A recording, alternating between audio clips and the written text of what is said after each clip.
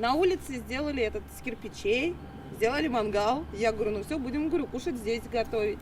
А на чем готовить? Семья Анастасии Шишминой живет в частном доме Кировского района. Из-за отключения газа ужин сегодня собираются готовить на костре. Альтернативы нет. Микроволновки нет, чая нет. Ну, что-нибудь придумаем с камнями. По старому старинному образу, да, будем делать. Лишних денег, чтобы купить электрочайник, плиту или микроволновку, у семьи тоже нет. Но больше всего Анастасия переживает за пожилых. В этом частном секторе их очень много. У нас здесь в основном живут бабушки. Это та категория лиц, которой непосредственно нужно тепло. А у нас, вот, например, дома живет бабушка 91 год. У нас отключают газ, соответственно, у нас тепло не будет дома. А ее во что одевать, обувать, я даже не знаю, потому что полы холодные. 5 дней это очень много, очень. Как бы сутки можно выдержать, но 5 дней даже. Вот сейчас как бы ночью холодно уже, как бы заморозки же. Объявления о грядущем отключении газа в Кировском и Московском районах появились около недели назад. Как сообщается на сайте мэрии, подачу голубого топлива с этого дня приостанавливают из-за переноса газопровода. Под отключение попадают 305 многоквартирных домов и 577 частных. Есть у нас 1,5-годовалый ребенок. Вот. Насчет него беспокоюсь, потому что полы будут холодные, он пока по полу ходит.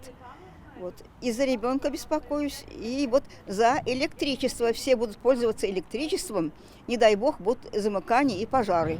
Переносить газовые коммуникации будут именно в этом месте, на перекрестке улиц Болотникова и Кулахметова. Работы не самые простые, поэтому жители близлежащих домов просят потерпеть.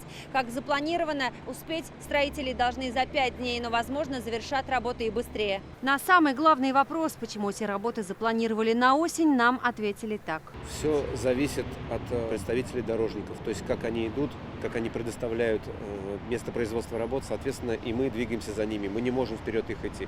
То есть они сделали один участок, мы зашли на него, поэтому затянулся на столь длительный срок. Как нам сообщили в Казанской мэрии, переносят газопровод из-за реконструкции Горьковского шоссе. Заказчик работы — управление Главтодортранс, подрядчик — казанская компания «Мосты и дороги». Сроки переноса коммуникаций согласованы с исполкомом. Для переустройства газопровода среднего давления диаметром 500 мм на сегодня по согласованию с акционерным обществом «Газпром Трансгаз Казань» выполняется отключение газопровода с 12 по 16 график, но планируют, что завершат раньше установленного графика, будут стараться эти работы выполнить в 3-дневный срок. Я прошу Рустам Гельфанович взять наличный контроль вместе с нашими коллегами-газовиками, график работ, чтобы был выполнен в поставленные сроки. Вопрос безопасности жителей номер 1, и в такие холодные дни без газа, но еще раз откладывать эту работу нельзя, поэтому я прошу информировать наших жителей. В связи с тем, что на улице похолодало, в тех домах, которые попали под отключение газа, мэр Казани сегодня распорядился организовать внеплановую подачу тепла. Юлия Гоголева, Рамзиль Гарипов, ТНВ, Казань.